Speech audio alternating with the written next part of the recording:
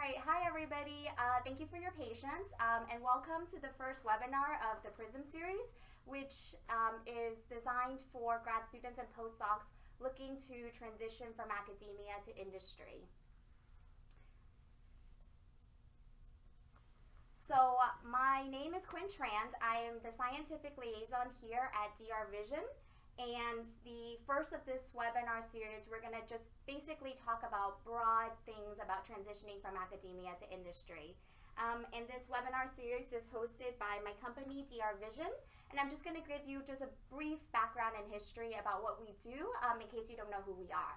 So the majority of the management here has actually been working together for quite a long time, starting in 1989 with the company Neopath, which was an FDA-approved pap smear device. And you can see a small picture of it here. So they sold that company in 1999 and created the current company, S Vision, which existed until 2008 with our CEO, James Lee. And then in 2008, we essentially rebranded with a bit of investment from Nikon into what we are currently called DR Vision Technologies. So we're basically a software company located in Bellevue, Washington for image analysis software. Our flagship software is called Avia, which has a number of functionalities and applications for life science research. And some of these are shown here. 3D data visualization, both on the desktop, and we also do it in virtual reality. We also have applications for 2D, 2D plus time, and 3D object detection and analysis. We also have a suite of neuroscience applications in 3D, and all of this also has machine learning, phenotyping discovery, and cell classification. And this is all done with an optimized performance and an easy-to-use GUI. So now back to the webinar series. So unfortunately, Elizabeth Schneider from NanoString is unable to make it today. She's gotten the flu, so I have Ben here with me, and he was very, basically very nice to have also Erwin come in with him. Erwin is another PhD member from Ben's company, Tasso. So basically, again, this webinar series is designed for grad students and postdocs looking to make that transition from academia to industry. So we would like this to be as interactive and as open as possible. And during this webinar series, you can communicate with us and with Ben and Erwin here via our live chat on the YouTube channel or via all of the other methods, LinkedIn, Twitter, and our website, and also Skype. Willie, who you don't see on camera here, will be monitoring all of that, and he's put all of that information in the live chat, so be sure to ask any questions or make any comments that you would like during this time. So I'm going to hand things off and ask Ben and Erwin to introduce themselves, maybe where you got your PhD, what you studied, and what you're currently doing now. That would be a good start. Sounds good. All right, yeah, so I did a PhD in the University of Wisconsin-Madison in biomedical engineering, and I actually followed that up with a postdoc in mycology, so a bit of an unusual combination, but after that, Ben and I started this company, Tasso, and things started a bit slowly, and so I was half in academia doing a research scientist job, still in Wisconsin, while at the same time doing my other job at Tasso, and eventually I moved entirely into our startup that does blood collection. I'm sure that Ben, you'll talk about it a little more. Yeah, so I had more of a gradual transition from academia, and forever I thought I was going to be destined for professorship, and actually not. So, and I don't regret that decision. Yeah. Yeah, so as everyone mentioned, I actually did my PhD as well. Actually, we all were from the University of Wisconsin-Madison. So we did our PhD actually in the same lab, but right as I was finishing my PhD was when the company really started to take off, and so that was a similar decision actually, where I was looking between a postdoc or jumping into the company. Decided to go with the company, and just briefly, Tasso is a blood collection device startup. So what we're developing is a little thing that goes on your upper arm. You painlessly sort of push the button, painlessly collects blood, and what we're trying to do is get that, send it back in to have it analyzed. And so in that sense, I think it's actually a pretty cool sort of transition as far as what we do, in that a lot of the things that you learn in a PhD and a lot of the sort of research aspects of it are still very much alive, with a little bit of a product spin. So just starting to think about, okay, like how is this going to actually be used, and what's the need that this is going to be filled, and sort of with the end goal of actually transitioning it into a product that people buy. So I think it was sort of it's a cool in between, and a way to sort of leverage a lot of the things that we learned as PhDs. Yeah, very cool. So it sounds like both of you guys don't regret the decision. Was there a point in time where you were just like, let's go for it, or what kind of made you decide that this was the right choice to make that transition? Up until the moment, it's all your senses say it's different. I'm not used to it. Yeah. I should not do this. It's too much risk. It's change. Change is not good. But actually, once you did the change, you just have to jump the gap, and it's actually very interesting work that we're still doing. And as Ben was saying, it's a lot more focus, a lot more focus on getting something out there. But as a PhD student, in engineering, at least my aim was to make technologies that are usable by people. And this is actually a way by which I can imagine what I'm doing on a shelf somewhere, or being used by people, and that is very rewarding in itself. Yeah, as far as the transition goes, I do remember it quite vividly, because it was just sort of this whirlwind. As far as like, I was finishing up my PhD, and then right at the same time, Tasso actually got its first grant on its own, and so it was this moment where I was like, okay, like finishing up the PhD, sort of what comes next, right? Because this company is going, and with or without me, it still would have gone, and we would still had to complete the work. And so I vividly remember it, though, it being just that decision, almost similar to Erwin's, but he was a little bit further down the road of, do I stick with this path that and you see, especially in academia, right? You're working to get more papers, and you're working to sort of put yourself together and look at these postdocs and say, okay, like how can I angle this to make myself ready for that next step? And then you sort of have this industry thing that's completely unknown, and you're like, well, I have no idea what that holds. But when weighing the two, I actually remember it was my grandfather's advice at the time, where he's like, which one excites you more, right? And I was looking at the two, and I was like, well, I think the unknown and sort of the adventure of it sort of was exciting to me at the time. So it was a decision that I remember very well, and again, I definitely don't regret it. Good. I think what Tasso does is pretty cool. So do we. Yeah, but so then the other thing I kind of wanted to ask the both of you, because I think for the most part, being an entrepreneur and transitioning from academia to being an entrepreneur is not necessarily something a lot of people and a lot of PhDs think about, right? It is a much bigger leap than, let's say, going from academia to being a research scientist in industry. Like, how did you guys make that pivot, really? Like, were there things that, were helpful along the way? Any suggestions for people who want to make that pivot? Yeah, as far as the entrepreneurship side of it goes, it's interesting in that it is definitely different. It is quite different, right? Instead of this being like you said, like a science job where you would just go basically from a lab here into a lab here, and having everything set up the same way. I definitely see how it is different, but in some senses, we were actually talking about it like in the car on the way over, and that a lot of it actually is very similar, right? So as a PhD student, your job is to sort of figure out the unknown, right? You're faced with a situation and say, okay, how do I do this problem that hasn't been solved yet? And you're sort of in problem-solving mode. And so as an entrepreneur, I sort of see it actually as very similar in that regard, in that you're faced with a lot of different problems that are just problems that you need to solve, right? And so you just do the same thing as you were as a PhD in a lot of ways, where it's like, okay, break this down into little solvable chunks and then figure those out and keep them moving forward. You don't have to be the person founding the startup. There's plenty of startups that need talented people to do that work, and we're both in the position of having been the first and only employees for this company for a while, and also now hiring people.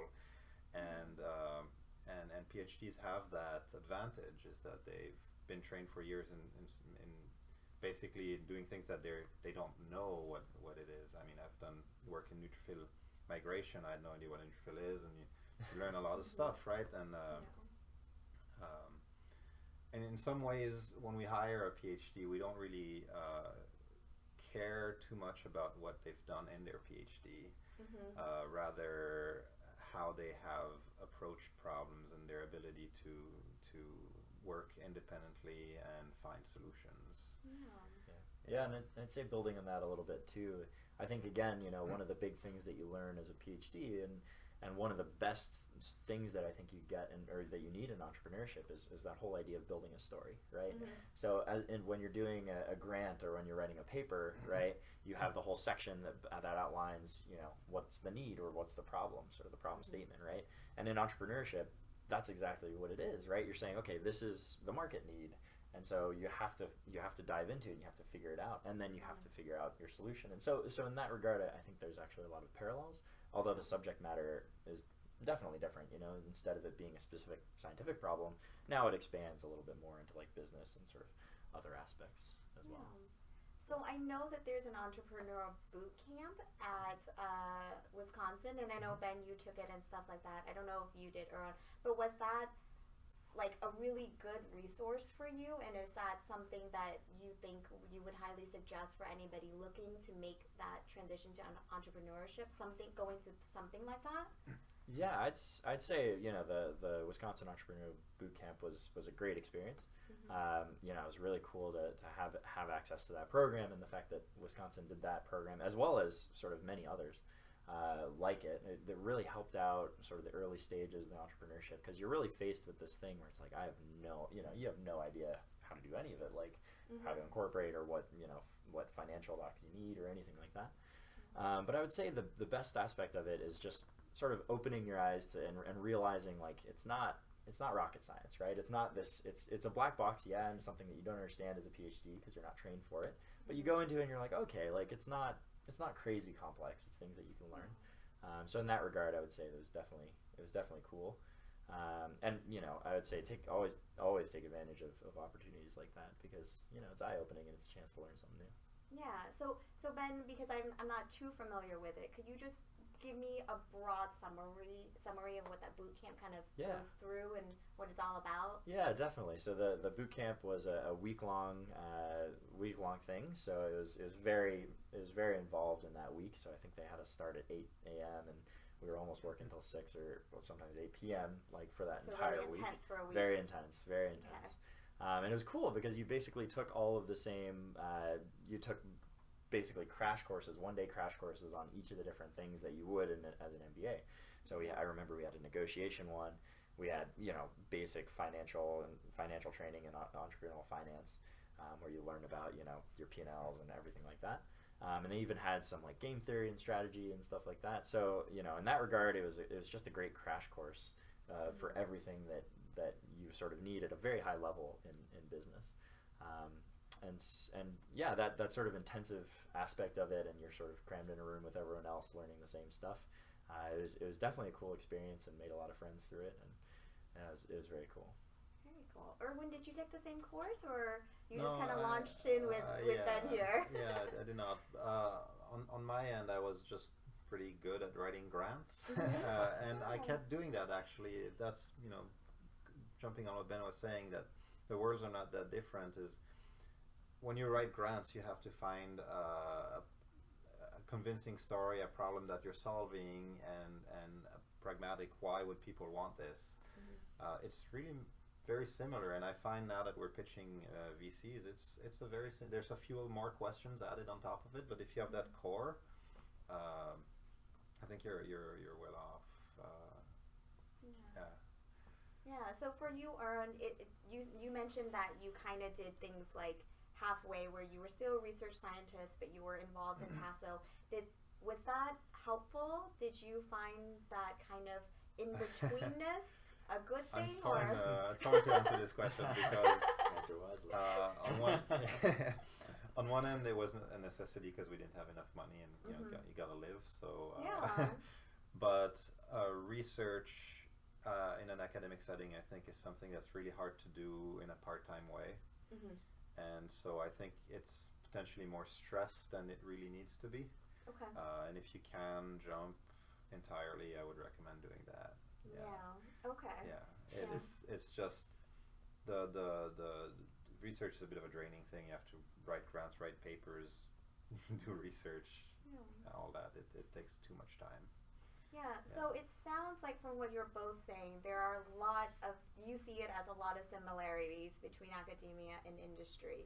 I think for the majority of the case, people tend to think of that in kind of the development stages. I don't know, is Tasso still kind of doing some developmental stuff, or are you guys kind of in product mode right now? I think even in product mode, there's always things to develop. It depends on the how far are you from the end. Conditions, how unknown the problem is. Now we're starting to really have a good framework around. There's still the scope of the problem becomes more focused. I'd say I agree with the fact that it's very similar in a startup environment. I have a lot of friends that went to places like Merck or Amazon, and I think the situation is very different there because you could be brought to do things that are very outside of R&D. There's a lot of technical sales people that need a PhD to be able to describe their product well. There's a whole other world there that I think is also very interesting. It might be very different to the startup world. Yeah, I feel like that's probably where I am more, the technical sales part of it. And it is, I bet it would be very different from the way that you guys work together and whatnot. But we are a small company too, so I feel like I do get to be involved in a lot of things. And being a PhD, I find that really exciting because I'm not like stuck to one particular item. I get to see a lot of different things. Yeah, and I'd say to follow up on that too, on the product side of things. I think that even as you transition over, and we are doing sort of more of the productization effort. And talking with a few of my friends, so for instance, Lauren Bishel, who I did my PhD with, she's on very much in the product side of it. I'll try not to butcher what she does too much. But, I think the idea is exactly like you said, right? Which is, the problems change, and maybe they're a little bit better defined, and, especially if you have a product, it's sometimes more about debugging, okay, something so-and-so doesn't work quite the way we expected it to, okay, how can we improve it? So you're sort of launched as well into, in a continuous improvement effort, into still problem solving, right? And so some of those core things, I think, carry over no matter what portion of the business entity you're in or doing. And one thing this touches on is, I think, in general, the theme is that it's very rare that you find a job that is in line with what you're doing in your PhD or postdoc. And it doesn't matter. Because really, I think what you get from your postdoc is not how to do this or that experiment. It's really this bigger independent working. That's why people hire PhDs. You want someone who's independent, who's not going to need babysitting, and so if you can promote that, and if you like that's your value as a PhD student. I think. Okay. All right. So it sounds like we have some questions from the audience. So I'm just gonna read them out for you, just whenever you guys want to answer. All right, so the first question is, once you graduated, did you start working full-time for your startup, or did you have another job? And if you had another job, when did you make the decision to dedicate all your time to your startup? So it sounds like... So yeah, we actually had both different experiences on that. Yeah. So I went straight into the startup 100% time because we were sort of looking at it. It's like, well, somebody should go there full time. Erwin actually did the I think it was 50-50. It was a gradual transition. I did at the beginning a day a week, then 2, then 3, then 4, then a week. Over the course of a year, as we got more funding, and also as I was realizing that it wasn't really sustainable to do a side job. Yeah, I think at least if I can speak to that too, I think looking at the split time, I could see sort of the transition points. It's definitely doable in that you can definitely manage both, and we have plenty of friends who are doing that. But seeing the transition of the brain space from one to the other, I think, can be a little bit tricky and taxing. But I think it's also it also is good in its own aspects. But I think if you're going to do a side job, you should do something that doesn't require a lot of involvement outside of work. and research typically needs that. Research or R&D in general, not just research in an academic setting. You're constantly thinking about the problem. It's hard to think about two problems at the same time. Yeah. All right. So I think because you had mentioned grants, or when somebody is also asking if the company is funded by the government or is it funded by different resources, and how you guys are kind of involved in that, and if you use some of those skills that you've gotten from grant writing into that aspect. Definitely, actually, to speak on the grant side of things, that was one of the strengths, and it still is one of the strengths of Tasso today, is we're able to raise a lot of money without having to go to private funding. So it's what we call non-dilutive funding, and it's great in multiple ways. One, it reduces the need for other people who own part of your company. But also, on some technologies, you just need to have that time to really see how it fits. And if you have this constant pressure of someone who wants to get a return on their investment, you may not have that flexibility. Yeah. But we also have other sources of funding, and I think Ben, you can talk to. Yeah. So Tasso at this point is primarily grant funded, but we're in the process of transitioning over into accepting some private funding. And the reality of a startup is that as it grows and as we need more capital, and especially as we sort of transition into the product, finding some of that private capital is necessary to make that transition into productization and manufacturing and stuff like that. And to speak to another point of, I think, whoever asked the question, you definitely use some of the aspects of grant writing in the pitch and in the presentation of the company, right? And that, again, like I laid out, right, in a grant you have the section where it's like the introduction and you sort of lay out the problem. You have the technology and sort of the concept of how you're going about solving that problem. And then you also need to talk about how you're actually going to do it and who's the team that's going to do it. So again, in a grant, you're selling the idea, right? You're selling the sort of research idea and how you can push that forward. And with a company, with a pitch, you're selling the company. Yeah, so it's just a different perspective. Yeah, exactly.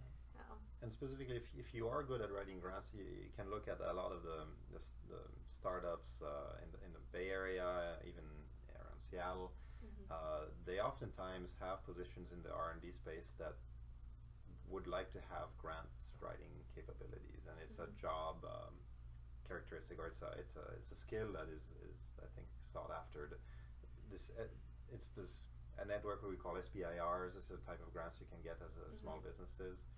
And they're a huge driver of small businesses. So it's a really good skill to have. Very cool. All right. So the next question is, as an entrepreneur, what characteristics are you looking in applicants, and how did you view the ideal applicant evolve when you transition from academia to industry? Yeah. So I was, we're thinking about this question, right? And that we sort of have both sides of the coin, and that we've actually we brought on, I think, two I think PhDs, one of them who actually had done a postdoc as well afterwards.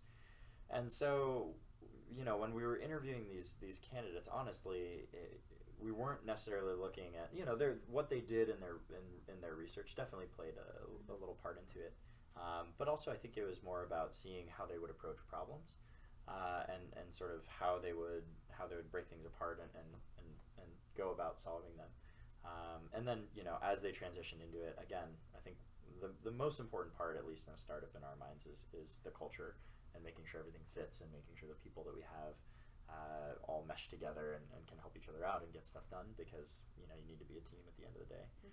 But then as individuals too, just seeing them sort of take on the projects and take on the things upon themselves and sort of bring their own value and bring their own experience into it, I think has been the transition that we've been looking for. Yeah, but by and large, it's practically impossible to find someone who's done what we need, right? And also mainly because sometimes we don't exactly know what we need, and those needs change. And one thing that I really appreciate in people that we hire is the ability to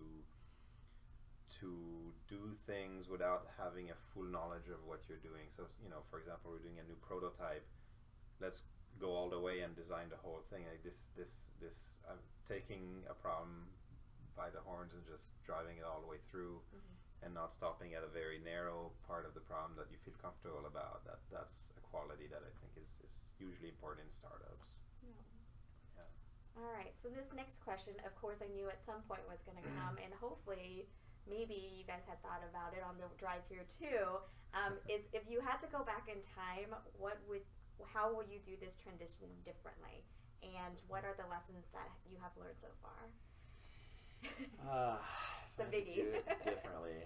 I think that's probably a little more applicable to you, maybe. Because for me, I jumped right in, and I think there was a good learning curve, but in reality, how would I have done things differently? I don't think I could have, besides maybe slow down the transition, but I think that I just jumped in and started running around and going for it. I don't know. Yeah. Any big lessons, Ben? Then maybe.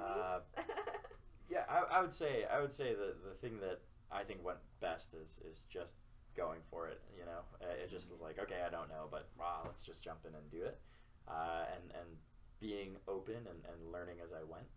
I would say, I guess the one thing I think I could have done better is, in that transition phase, I think trying to reach out and figure out other people who have done it and learn a little bit more about the new space. I think I could have done a little bit better job of that, and essentially finding mentors, because you're jumping from a PhD where you have a plethora of mentors into this sort of area where it's like, okay, this is brand new, it's a startup, like, I don't know what, anything. So, having somebody, I think, who as well has been through the transition or has started a company, at least in entrepreneurship, I think, and getting some mentorship in that regard, I think that's something I could have done better. But I definitely, if you're making the jump, I would say just go for it and learn along the way.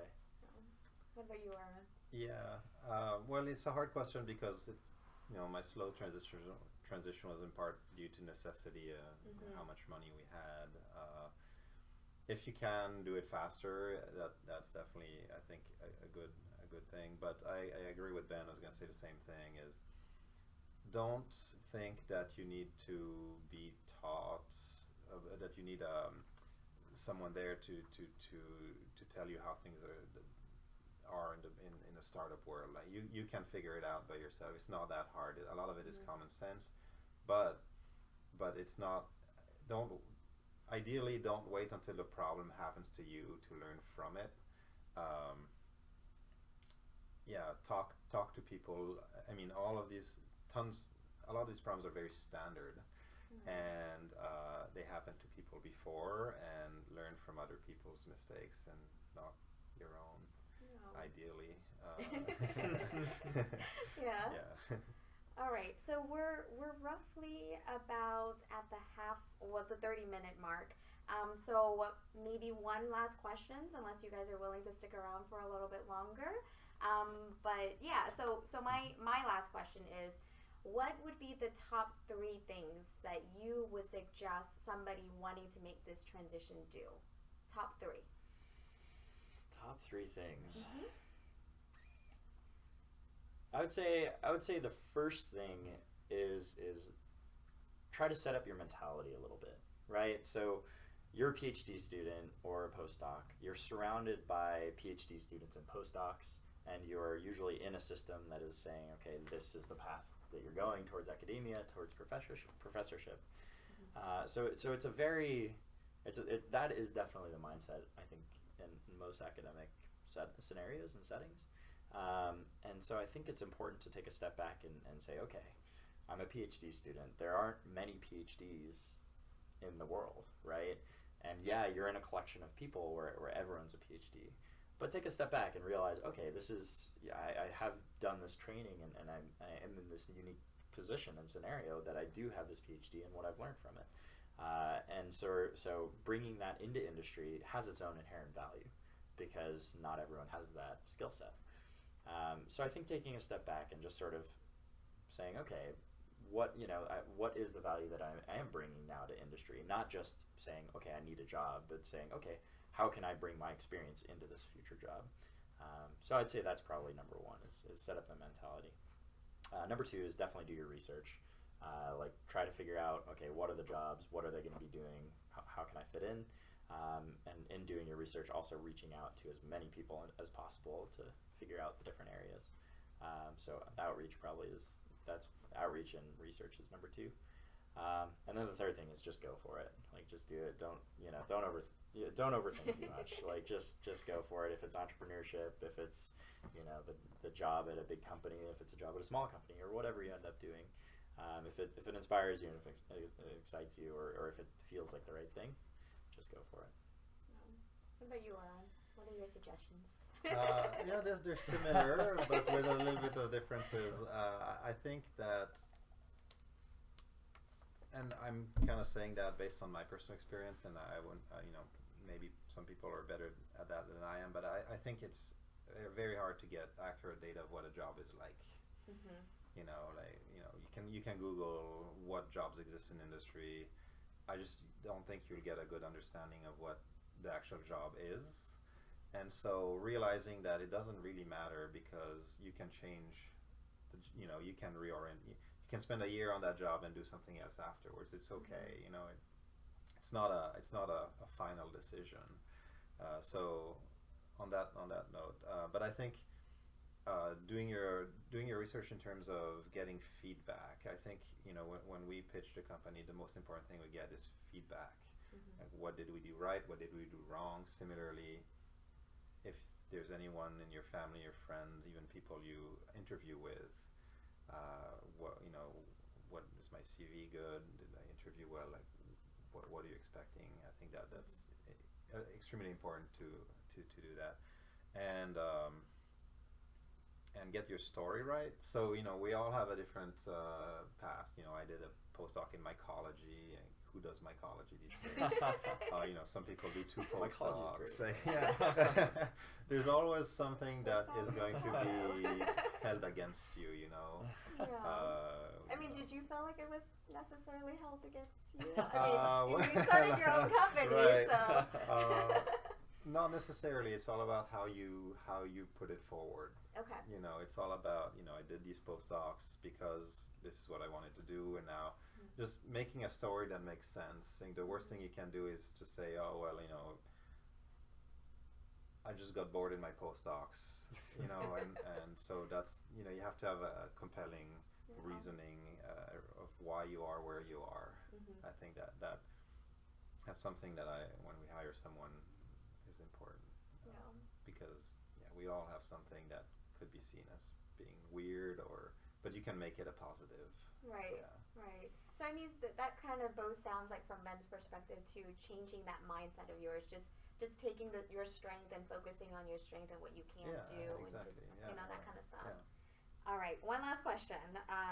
This one is, what were the early steps that you used in your graduate career that helped in the long term, and what steps did not help as much? What steps early and during my PhD? What early steps starting your graduate degree that helped? So what kind of steps did you do that helped in the long term? Oh man, I would say definitely reaching out and trying to work with as many people as possible. I think was definitely one of the most. I mean, that's how we started working together. Was we were both in the lab and we were both like, let's do a project together. Okay.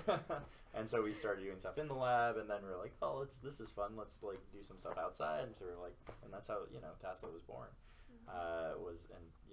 And so as far as that is concerned, we're trying to reach out and open yourself up to those things in a PhD. Was super helpful. What things weren't as helpful, I guess, is the question. That's always tricky. You can pass it on to Erwin. Maybe, you do what helped you, and I'm going to think about what didn't help. So what helped, what I noticed in a lot of my friends doing PhDs is that I was very fortunate to be in a lab where I got handed over a lot of responsibilities, like writing grants, writing papers.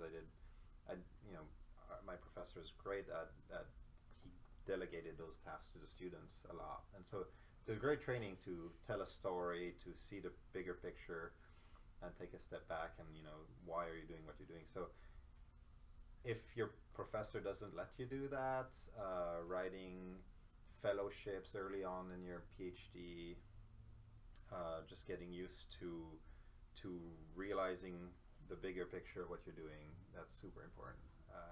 So that, I think that really helped. Yeah, that didn't help. I guess I'm struggling with personally because it's like, you know, everything is part of the process and everything's part of the learning experience, you know. Yeah. And even if something failed, you learn from it, right? And that's the most valuable thing that you can get is that learning experience. So I would say it's kind of hard to say what didn't. There's often times in your PhD times where you think that a problem is extremely important, and you spend days and nights and months just trying to hack at this problem. For me, it was I needed to make a gradient of soluble factors that was linear, as I thought that being linear was the most important thing ever, and so I spent probably 4 or 5 months trying to solve this problem, and I realized that no one cared. It didn't really matter, you know. And this is a personal thing for you. yeah, and I think you can shave a lot of that by just talking to people, realizing why you're trying to solve this problem, and not wasting time. I think not wasting time is, and we all have in a PhD, because it's this personal endeavor, and you set these goals, and sometimes you should just realize it does. You just change the goalposts, you know. And so not wasting time, I think, is really the key of a PhD. Okay. Yeah. All right. So I think that's kind of all of the questions that we have right now. I want to thank everybody for coming. Again, this webinar recording will be available for you, and I will be sending out that link. And we'll have another one of this series in a couple months. If you have suggestions at all about what that topic is, or what would you like to see in this webinar series, feel free to reach out to me. I'd be happy to take all of those comments. Again, thank you for attending, and I want to thank Ben and Erwin for coming in today, and especially Erwin on such a short notice. I really appreciate that, and we'll see you all in another webinar series. Thank you very much.